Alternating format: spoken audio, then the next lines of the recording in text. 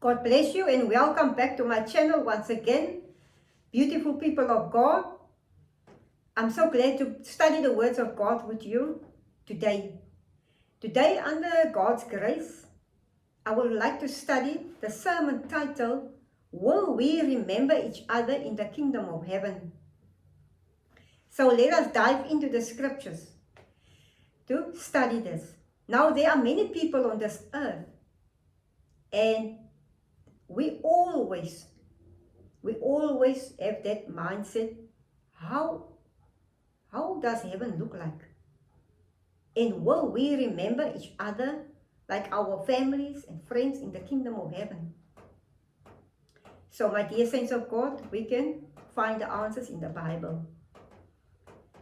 Now, the Bible teaches us, if a person comes to die, then the dust returns to the ground it came from, and the spirit returns to God who gave it.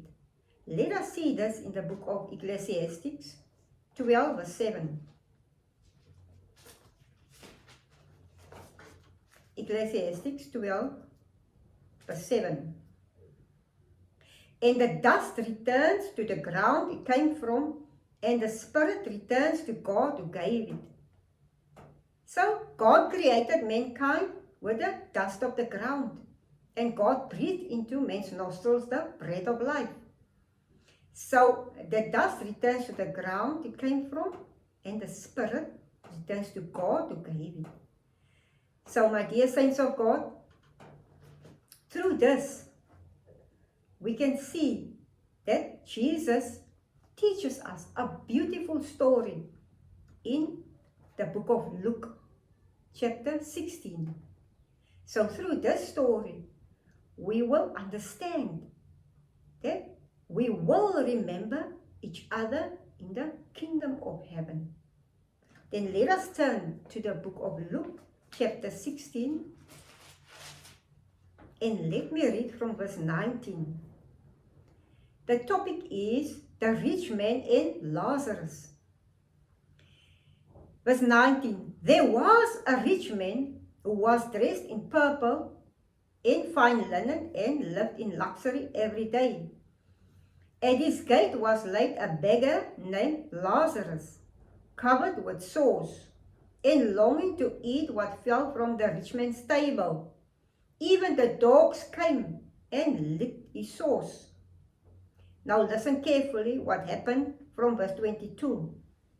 The time came when the beggar died, and the angels carried him to Abram's side.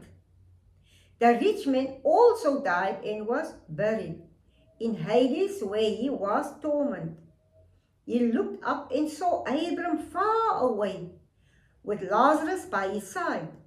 So he called to him, Father Abram, have pity on me, and send Lazarus to dip the tip of his finger in water and cool my tongue, because I am in agony in this fire.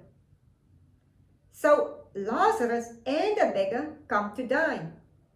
So the angels carried the beggar to Abram's side. And also the rich man died, and he ended up in hell. Because the Bible teaches us that there is heaven and there's hell. Verse 25, but Abram replied, Son, remember that in your lifetime you received your good things, while Lazarus received bad things. But now it is comforted here, and you are in agony. And besides all this, between us and you, a great charm has been set in place, so that those who want to go from here to you cannot, nor can anyone cross over from there to us. So the rich man screamed to Abram and to ask that Lazarus must put his finger in the water and to go to the rich man to cool his tongue because he's in agony of fire. But what did verse 25, let us also read again verse 25. But Abram replied, Son, remember that in your lifetime you received your good things, while Lazarus received bad things. But now he is comforted here and you are in agony. So my dear saints, let us read further, verse 27. He answered, Then I beg you, Father, send Lazarus to my family. So my dear saints of God, where is the rich man? The rich man is in hell. He asked Abram to send Lazarus to his family. Where is his family? His family is on this earth. Then let us read further. He answered, Then I beg you, Father, send Lazarus to my family, for I have 5 brothers. Let him warn them, so that they will not also come to this place of torment. So we can understand that we will know each other in the kingdom of heaven, because the rich man, he recognized Lazarus, and he saw Lazarus, he saw Abram. So we will all recognize each other in the kingdom of heaven, because he asked Abram to send Lazarus to his brothers to go warn them. But let us also read further. Let us read verse 29. Abram replied, They have Moses and the prophets. Let them listen to them. No, Father Abram, he said, but if someone from the dead goes to them, they will repent. Very important. Verse 30. Now, no, Father Abram, he said, but if someone from the dead goes to them, they will repent. This means someone from the dead must go to that person in a dream. It must be in a dream to go warn them that they must repent all of their sins, so that they will not end up where he was. He was in the fire, in the lake of fire. So my dear saints of God, we will recognize each other in the kingdom of heaven through this beautiful parable. So my dear saints of God, Jesus uses Abram in this story because he represents the father of faith. So if we want to go to enter the kingdom of heaven, then we must have the DNA of our Lord Jesus Christ. Then how can we receive the DNA of our Lord Jesus Christ? Because just as we have our father and our mother on this earth, then, for instance, my father and my mother, I carry my father and mother's blood, because we are a family on this earth. So if we are a family in heaven, then I must carry the DNA of my father. If I am baptized and I belong to Christ, then I must have the DNA of my father in the kingdom of heaven. Then how can I receive that DNA to carry the Almighty God in my heart, and so that I can enter the kingdom of heaven? Then let us see this in the book of John 6, verse 53 and verse 54. This is so beautiful. John 6, verse 53 and verse 54. And I believe in my heart that you also want to receive the the DNA of our Lord Jesus Christ, so that we can enter the kingdom of heaven and to be reunited as a family, a heavenly family. So my dear saints of God, let us read John 6 verse 53 and verse 54. Jesus said to them, very truly I tell you, unless you eat the flesh of the Son of Man and drink his blood, you have no life in you. Whoever eats my flesh and drinks my blood has eternal life, and I will raise them up at the last day. So my dear saints of God, we must receive the blood of our Lord Jesus Christ. So if we receive the blood of our Lord Jesus Christ, then we have the same DNA as our Father in the kingdom of heaven. So Jesus said, very truly, I tell you, unless you eat the flesh of the Son of Man and drink his blood, you have no life in you. So it means that if you don't eat Jesus' flesh and don't drink Jesus' blood, then there is no life in you.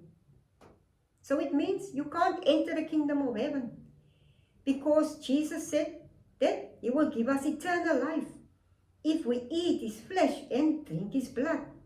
Then how can we eat this bread and drink Jesus' blood? Let us turn to the book of Matthew to see how can we eat this flesh and blood to receive eternal life. Let us read Matthew 26. Let us read verse 17, 18 and 19.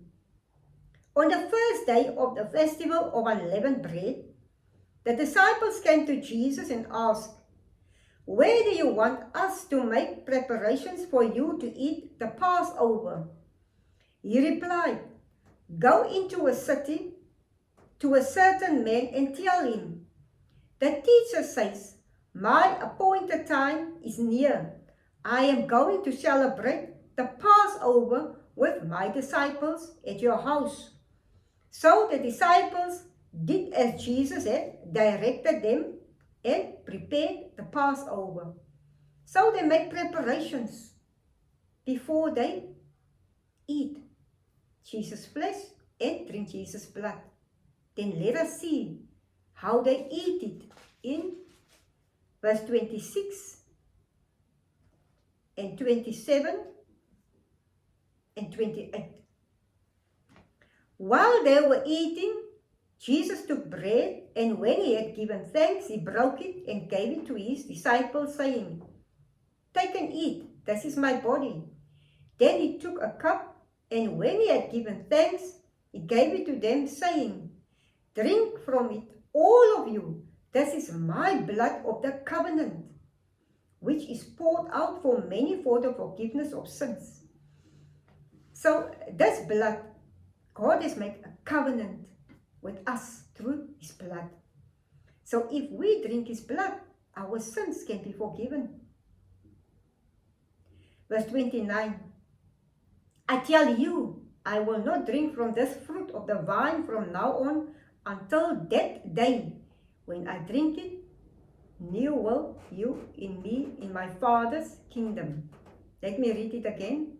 Verse 29, I will tell you, I will not drink from this fruit of the vine from now on until that day when I drink it new with you in my Father's kingdom.